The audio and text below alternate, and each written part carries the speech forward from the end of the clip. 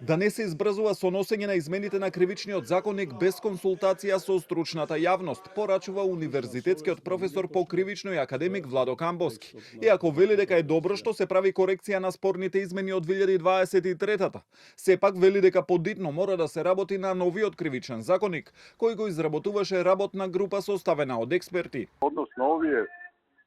сега брзи измени на делумни измени на кривичниот законник, значи добра е иницијативата, само ќе треба уште една поширока консултација со академската заедница, со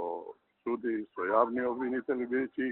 знаете материјата на казненото право е исклучително чувствителна материја и видовме како едни измени во кривичниот законник на брзина протнати предизвикаа вистински потрес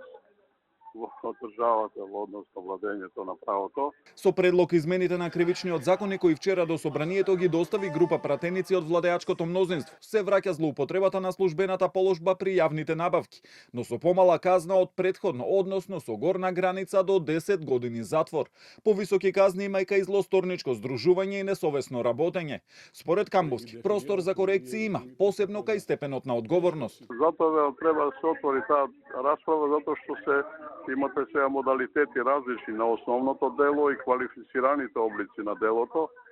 така што тие треба да се усогласат тие степени на одговорност и според тоа и степенувањето на казната за отделните облици кај злоупотребата. Со предложените измени, освен во делот на злоупотребата на службената положба, се воведува и ново кривично дело во врска со злоупотреба на снимка, фотографија, аудиозапис со сексуално експлицитна содржина, без согласност од лицето, а се врши и ревидирање на кривичните дела од сообраќајот, поврзани со проектот Safe City. Кога ќе се најдат на дневен ред пред пратениците не се знае, а од Министерството за правда вела дека во меѓувреме продолжуваат да работат на подготовка на нов кривичен законник и во моментов се врши усогласување со 4 нови ЕУ директиви за заштита на животната средина, за семејно насилство, поврат на средства и конфискација и предлог директива за борба против корупција.